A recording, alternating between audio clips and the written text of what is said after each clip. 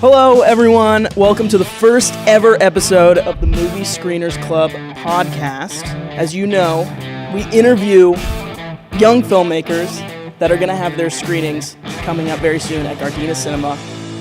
And our first guest today is a huge person in my life. She's actually quite small in real life. She's about 5'3", but she's very important to me.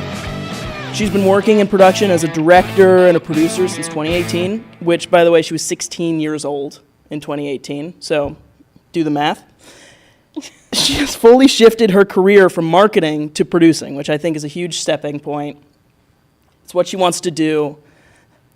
This is a fantastic introduction, might I add. Yeah, thank you. I think, honestly, I'm really buttering you up. Yeah. She's written and directed 2 short films, one called May 1st, and the other one called Assume the Worst, which has not come out yet. And it will very soon. It's never going to come out. I'm hoping it'll come out, though. Her bread and butter is directing music videos such as Mexico, that's my personal favorite, and most recently, Ants and Spiders. Coming up, though, on July 2nd, a pilot that you co-directed, produced, and edited and colored, Yep. all on your own, is coming out, and it's going to be screened at Gardena Cinema, which is huge. Mm-hmm. Super exciting. I, for one, am very excited for it. I might be biased, though. Yeah, she might be a little bit biased because she co-directed. I did, a little bit. Awkward. Kind of awkward. But she's even more special to me because she is my producing partner, and we have Smokebreak Productions together. So, this is huge. Gaby, Dayan, everybody. All right. Hey. Gaby, what's up? Nothing Long much. time no see. Just kidding. We drove here together. Yeah. Carpooled. So my first question is, are you excited for the screening? What's the deal? How did you hear about this? How did you decide that you wanted to screen something? Is this kind of a huge moment in your career? Are you excited? What's happening? I am so nervous because I've been editing the entire thing, and in no way am I a sound mixer, and the audio is a little rough right now in the state that it's in, but I'm pretty excited for the most part. I'm just a little bit nervous about how it's going to look on a big-ass screen. This is the first time you've ever screened anything on a movie theater scale. Yeah, when I was 6 or 7, I would go to this theater in Sherman Oaks, ArcLight, Sherman Oaks, at the Galleria, and every time I go see a movie there, I would dream about playing a movie at a theater like that. Just like a big theater. Every time I would go in, I would just say, this is where I want to play my first movie. And then they closed. So that dream is no longer going to happen. But I'm still getting the opportunity to screen my first big project at a huge theater, which is... A huge theater. Huge. It's... Over 800 seats. Yeah. Which is massive. Is massive. We're not going to fill up all the seats, unfortunately. Hopefully we will. One day. One day. But right now, probably not. But it's still an amazing opportunity to even be able to do it in the first place. What are you hoping to get out of it? I just, for the most part, want people to see it. I think it's a great script. It's very well written. She wrote it. I remember reading it for the first time, and I was in my bed alone laughing at a piece of paper. I don't read many things, and not a big reader. Write that down, everybody. Everybody at home, write that down. When I watch TV, when I watch movies, I'll laugh at them by myself. It's not a big, thing that is weird. But when I read stuff that's on a piece of paper, it's hard to get a reaction out of me. That script made me crack up a lot, and immediately I just was I want to make it. And what I hope to get out of it is just for people to laugh, for people to be happy, for people to enjoy it, especially. And can you remind me what it's called? It's called Dead for a Living.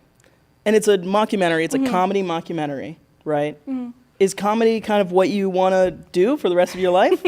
No. Have you have you found out that you're a comedian at heart?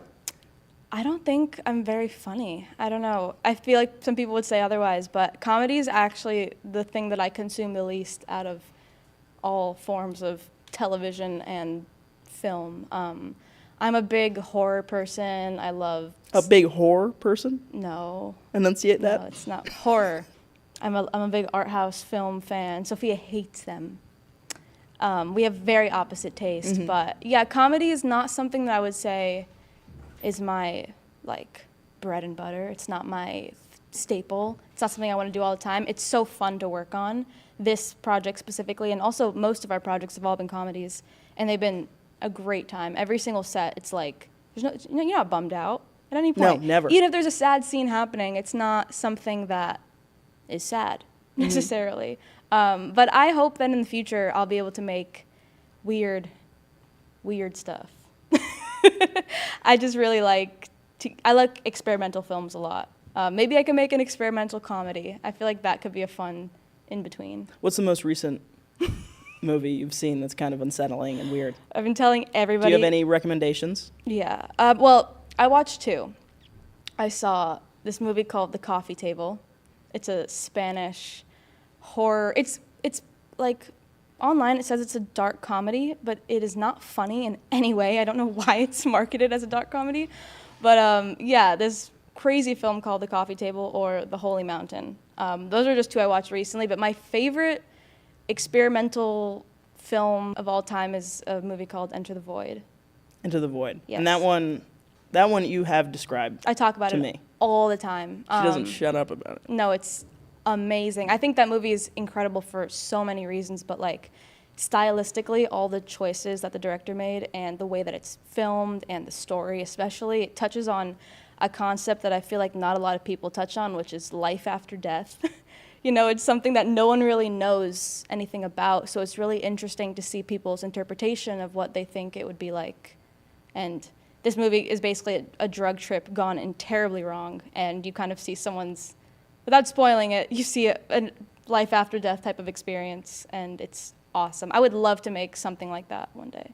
Like, that's like the ultimate reference. That's for what me. you want to like dip your toe into, like that weird Yeah. life after death. So Not even life after death, but just I want to touch on topics that I feel like aren't really touched on that much.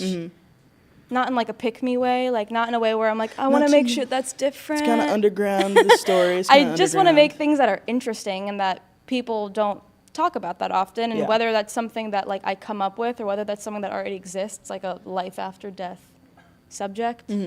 Who knows? So then how do you find yourself in comedy then? How'd you come up with this idea for Dead for a Living? A comedy mockumentary? Well, I'll start with the comedy genre in general. In senior year of high school, I took a comedy writing class, and I loved it. It was a great time. It was primarily for stand-up comedy. It was kind of how to write jokes and how to deliver jokes. But it was like the funnest class I've ever taken in my whole life. Like, I hated school, and this made it feel like a place I actually wanted to be at. But ever since then, I really enjoyed writing comedy. My first thing I ever wrote was a comedy, and Sophia's amazing at writing comedy. So I think that that's kind of where it's also pretty easy to make if you know how to write it.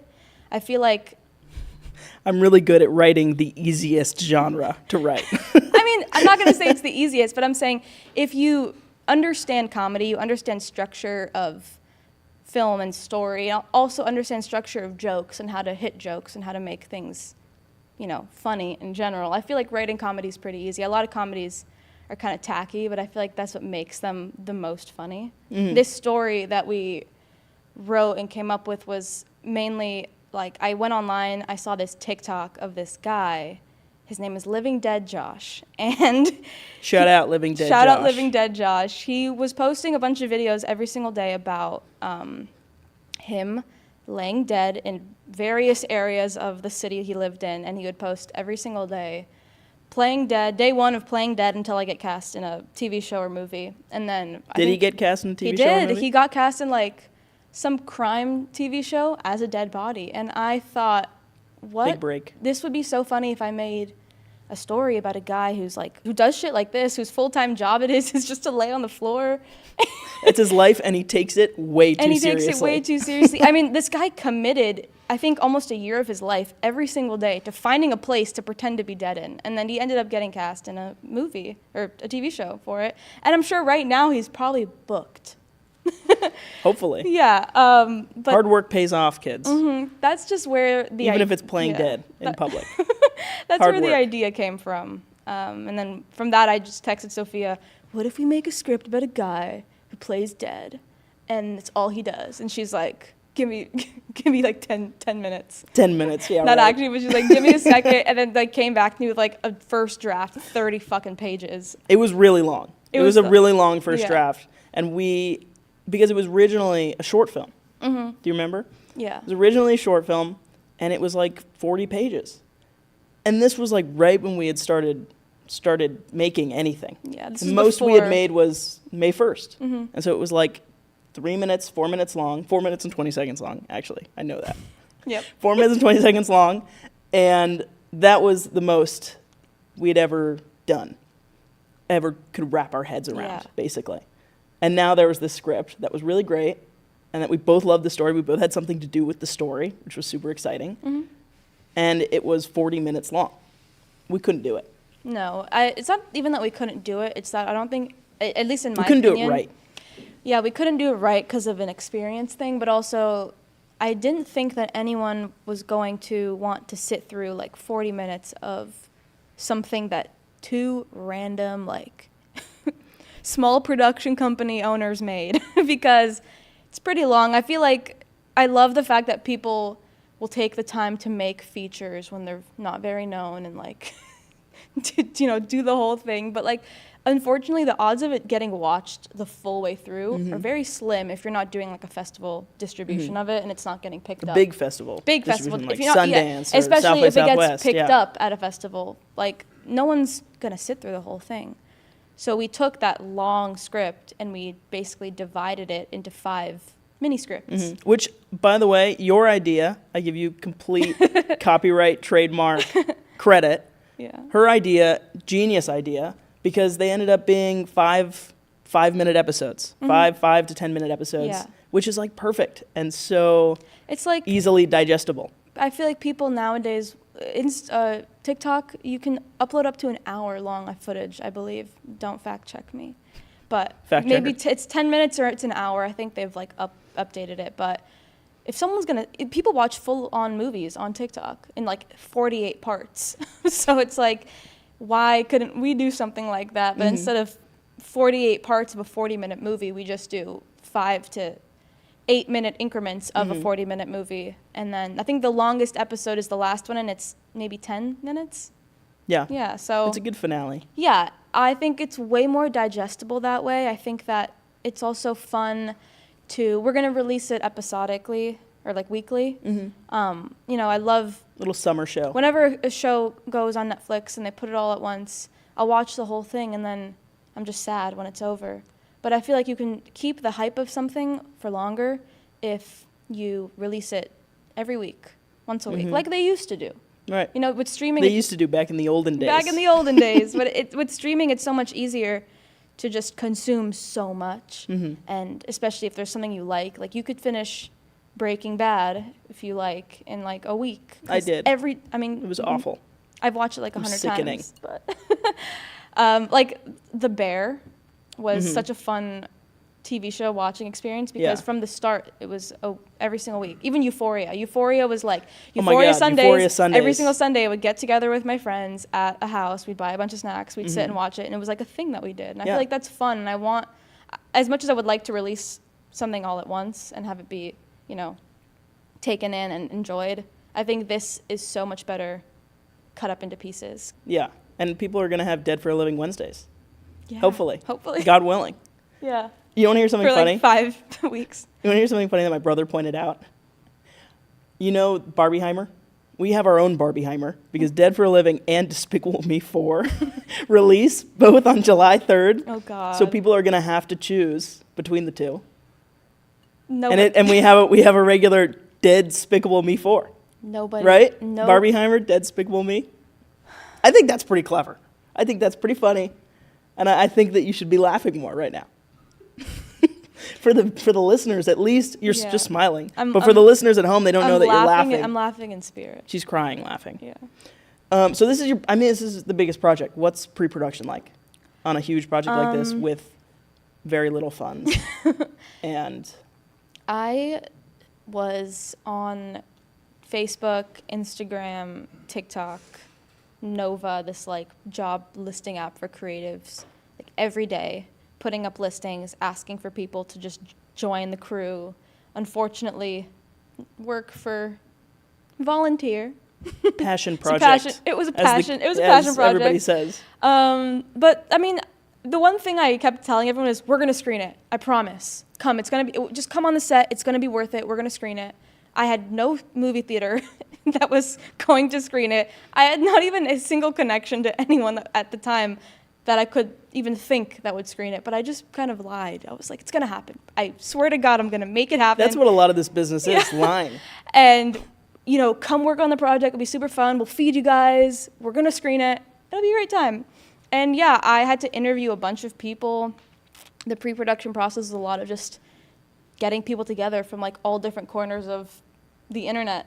And I was really worried that people would be weird, that people would not know how to do their jobs, that people would come on the set and, you know, mess it up terribly. But to my surprise, every single person that we had on the crew, every single person that we had was super professional, was so passionate about the project that we did. I would send everyone just the pilot, and right after I would send it to them, they would want to take the job, which was a great sign. Yeah, it's a super good feeling when people want to work with you for free just because they like and they the would material. tell me, like, send me the rest. Oh, I have to read the rest. And I was like, okay, this is great. Like, I think people actually like the script and they actually want to work on it. It's a desire. It's something that they think would be fun.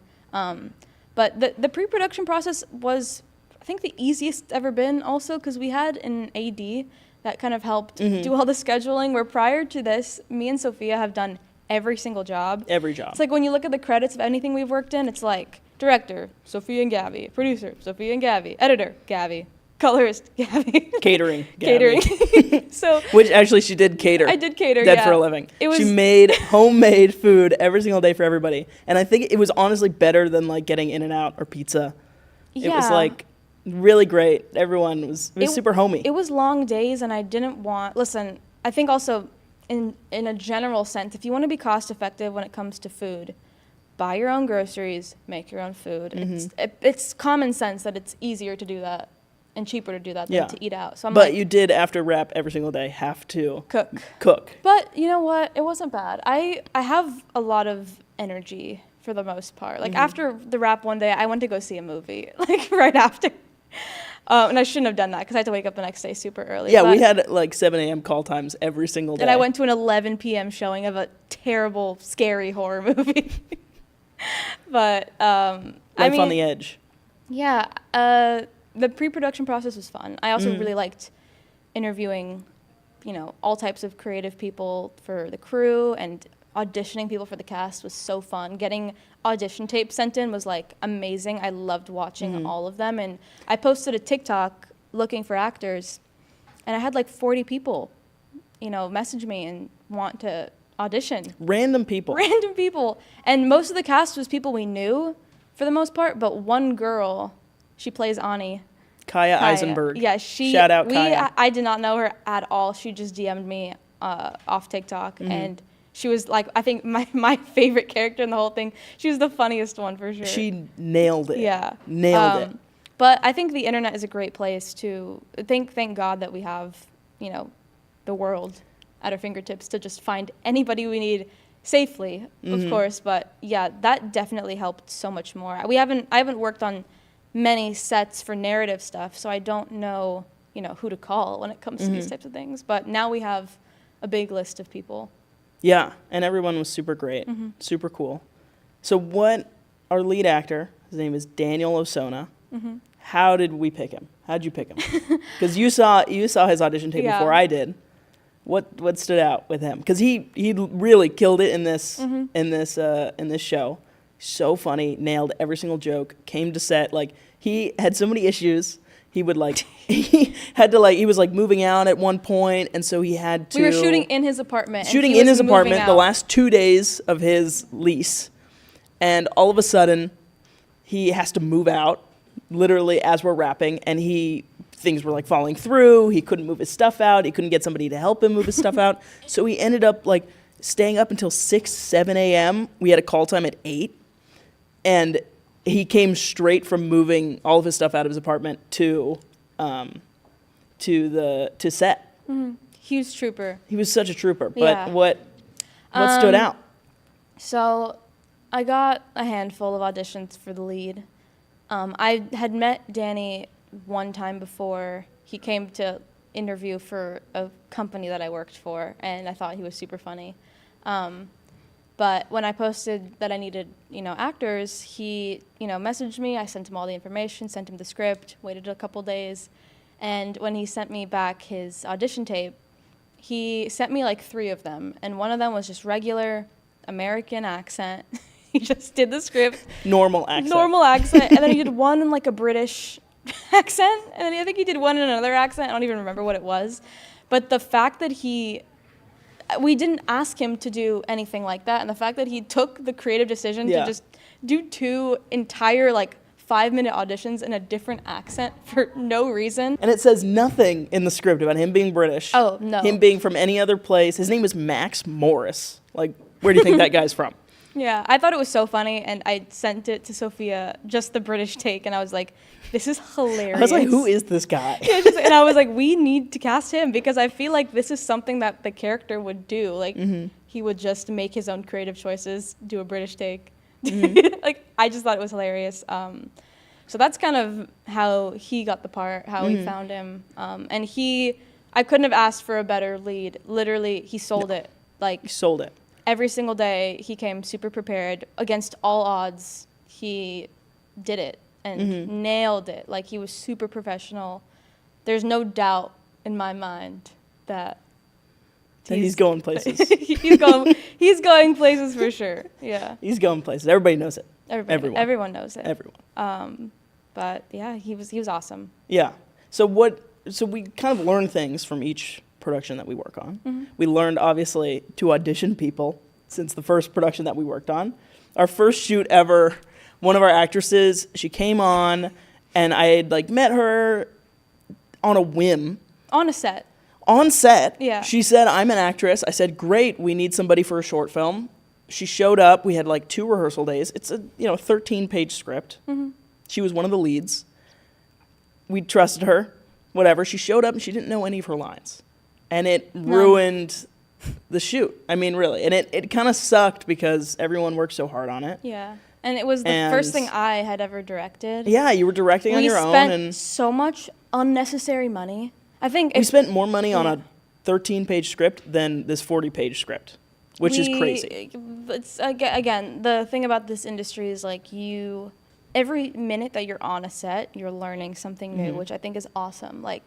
I've worked literal desk jobs. I've just had every single job you can ever imagine. You have 5 jobs at one. You're like Barbie. Yeah. You have all the costumes. I literally do. You have the costumes from every... I learned the most on film, commercial, music video sets, just about everything. Not even about production itself. You just learn about everything. You also learn a lot about how to deal with people, how to handle, time constraints, bad situations. Biggest thing is you learned so much on all of these sets that you can apply to everything. Right. And I can't say that I've learned those types of skills on my marketing desk job.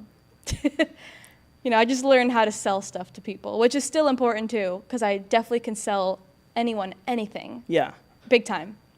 All of you have crazy marketing ideas for this, especially for this project, because it's so guerrilla style. We really just went out into the world with a camera, and you were like, oh, let's film this. Let's film a TikTok where Max is lying dead on the floor. Yeah. Day whatever of playing dead. Shout out Living Dead Josh. Those kind of ideas I think blend so well into, because at the end of the day, you need people to see the movie. You have to. Yeah. And so if you can't advertise it, luckily, you can advertise it. And then we can shoot it. And it's great. Yeah, that's also a good selling point to people that I kept telling when I wanted them to work on it. And I was like, hey, guys, I work in marketing. I know how to marketing yourself with marketing. Yeah, and I'll get it pushed somehow. Yeah. It was all a question mark, you know what I mean? But I'm just like, I'm gonna do it. That's one thing about me is if I really, really want something, I'll make it happen. Because I feel like if you focus all your energy onto something you really, really want, and you have good intentions behind it, there's no reason why it couldn't happen. I remember we had a shoot, and the location fell through the day before, and I remember I said, let's reschedule. Let's figure out. I literally was like, we have to plan this. I'm a big planner.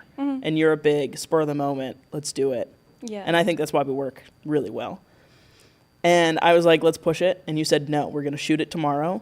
And we spent the entire day going, we needed a motel set. And so we went to every single motel and like begged them to let us use And we got one. a room. And we got one. And it was great. And it looked perfect. Yeah. And we got like literally 10 no's before we got one yes. Oh, yeah. And that's just how it works. And it's just driving around LA, literally pitching, marketing ourselves. Yeah, say, hey, we're a student film. Hey. None of us are in school, but we're a student film. But you're constantly learning things on these productions. Mm-hmm. So what did you learn specifically from this production, this biggest production you've ever made? Yeah. And, I mean, what's next? What's the next move?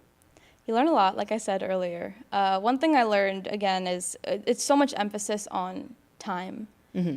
The planning is so important to make your end product so amazing.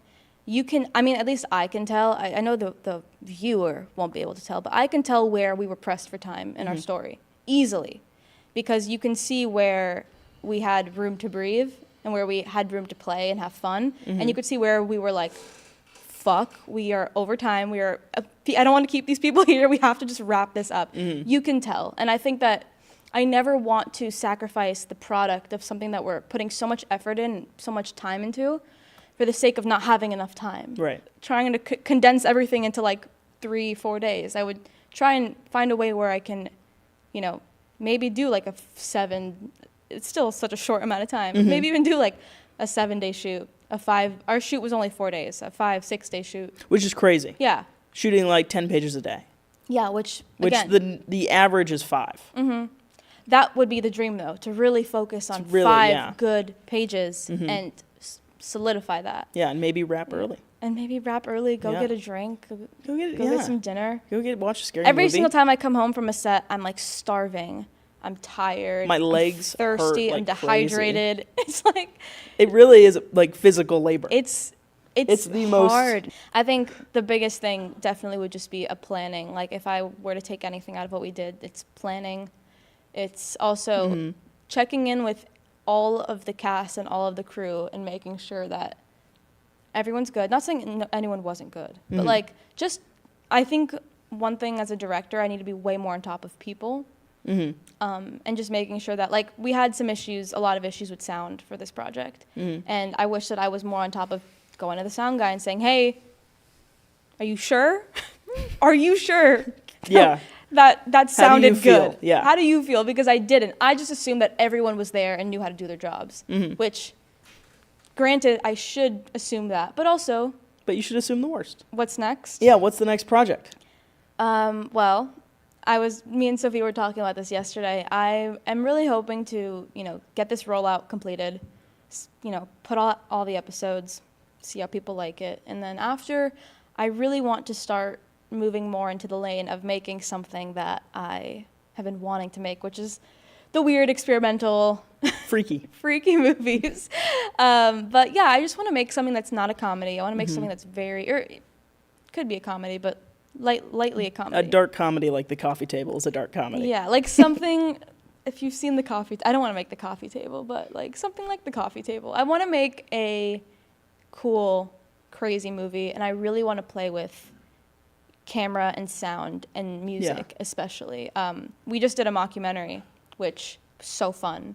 But when you do something like that, there's not much room for artistic choices, and I'm a super big visual person. I need to see how everything looks. And it's like when everything is supposed to look like there's just a guy behind the camera, and that's the whole point. The camera's the character. There's not that much I can do with, framing the shots and making everything look super pretty and beautiful. Yeah. And I love to do that. So I think next project too, I want to focus heavily on cinematography and set design especially, and making sure that everything looks as cool as possible. But yeah, that's my goal. And just to keep working with fun people who want to do the same thing and collaborating with other people as well. I love collaborating with anybody that likes the same things that I do, wants to do the same things that I do. So the goal is just, to not stop. Yeah, I love that. Yeah. I agree wholeheartedly. There's no time to stop. I'd like to argue that I agree. I agree with you. Yeah. Well, that's our time. Thank you so much, Gaby, for sitting down with me and talking to me. I always like talking to you. I always have the most fun talking to you. Sorry. But I'd like to thank our sponsor, Smokebreak Productions, which happens to be us. Also, I'd like to thank Designing Hollywood for setting this whole thing up, and Gardena Cinemas for hosting our screenings. This is going to be amazing. Please submit, if you're a young filmmaker, please submit your short film. We want to see it.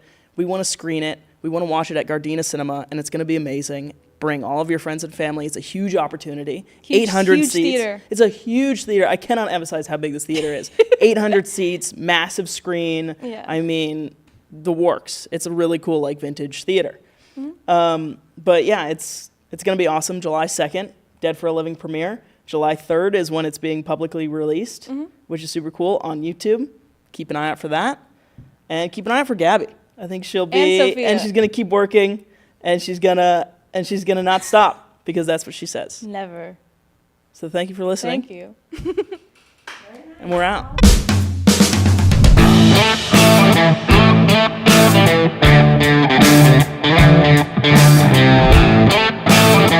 Thank you.